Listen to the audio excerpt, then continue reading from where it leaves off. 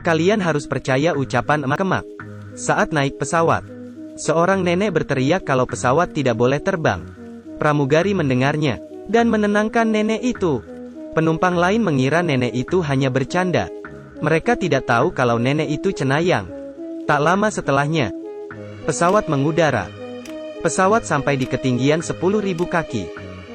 Seorang pramugari menyuruh penumpang memakai sabuk pengaman. Semua penumpang sedang sibuk. Tak ada yang memperhatikan di bawah kursi seorang pria. Ada sesuatu yang menakutkan bergerak. Tak lama kemudian, Fang ke dapur untuk mengambil snack.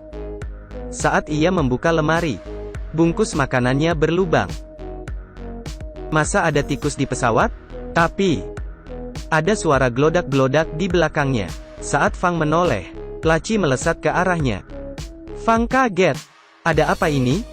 Ia segera pergi dari sana. Saat ia ingin melapor pada pilot tentang kejadian ini, Fang melihat sesuatu yang mengerikan. Temannya meninggal bersimbah darah. Keadaannya sangat mengenaskan. Badannya penuh dengan cakaran dan gigitan. Seperti diserang binatang buas. Bagaimana ini? Penumpang tahu ada yang tidak beres. Mereka mulai bergosip. Ada yang bilang itu monster. Ada yang mulai percaya omongan nenek tadi.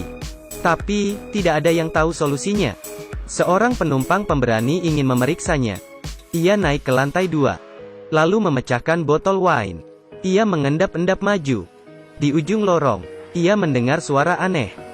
Suaranya bergerak cepat, dan berpindah ke tempat lain. Pria itu mengejarnya. Ia membuka pintu setiap kabin. Saat ia membuka pintu terakhir, ia melihat monster itu. Lalu terdengar suara teriakan. Penumpang di bawah sangat khawatir. Mereka takut menyusul ke atas. Hanya seorang gadis pemberani yang menyusulnya. Tapi, ia juga berteriak-teriak.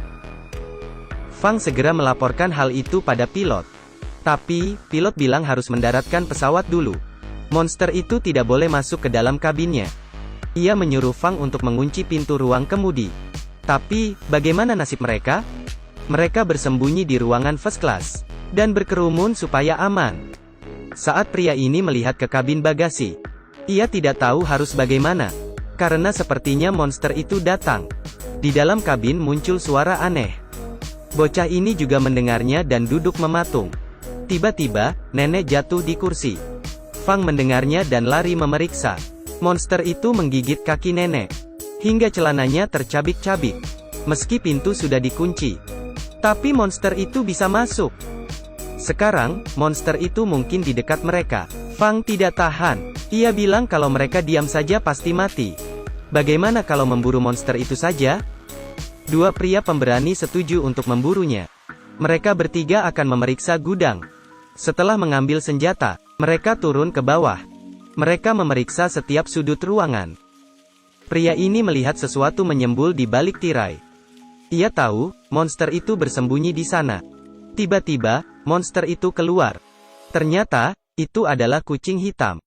Kucing itu perlahan-lahan jalan ke arah mereka. Dan tiba-tiba lompat menerkam. Untungnya, pria ini gesit. Ia memukul kucing dengan tabung pemadam. Kucing itu terkapar. Fang juga menggencetnya dengan lemari. Teman pria itu juga mendorongnya. Tapi, tenaga kucing itu sangat kuat sampai pria ini mental. Kucing lompat ke atas lemari dan bertambah besar. Ia mengeluarkan cakar tajamnya. Ia bukan kucing, tapi monster. Fang tidak berani bergerak. Mereka tidak tahu harus bagaimana. Pria berbaju kuning menerjang kucing. Kucing juga menerkamnya. Begitu jatuh, pria ini sudah mati. Mereka sama sekali bukan tandingan kucing. Fang dan pria berbaju putih lari. Kucing masuk ke ruang kemudi. Pilot segera menahan pintu. Pilot tidak tahu kalau kucing itu bisa merobek pintu besi dan mencakar dadanya. Pilot tahu ia hampir mati.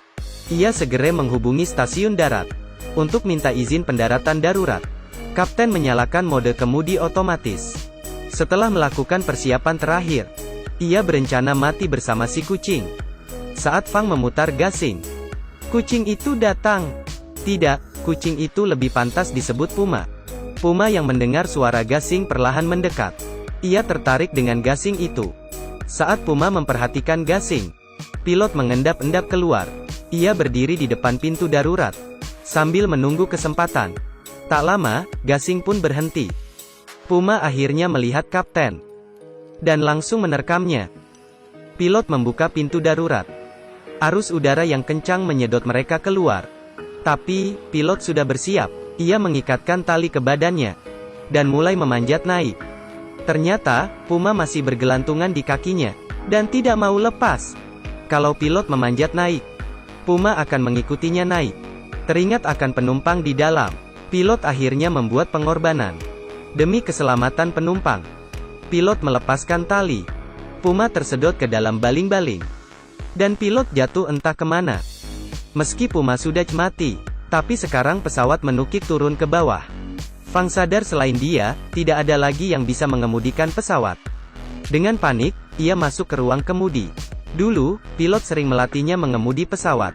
Berbekal ilmu ala kadarnya, ia menarik tuas kendali.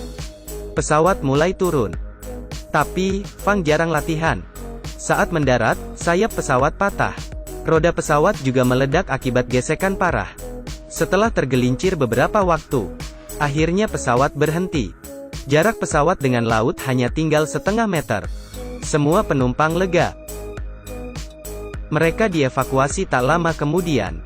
Mereka merasa sangat beruntung bisa bertahan hidup di tengah kekacauan ini. Saat itu, ada seorang pria yang memberikan walkie-talkie ke Fang. Fang mengambilnya. Terdengar suara pilot. Ternyata, pilot memakai parasut ketika jatuh. Jadi, ia masih hidup. Adegan berpindah ke tas hitam di sebelah bocah. Tas itu tiba-tiba bergerak, dan muncul seekor kucing hitam. Ternyata, monster di pesawat bukan kucing di tas itu. Tapi, tidak ada yang tahu apa kucing itu. Sebenarnya monster atau binatang?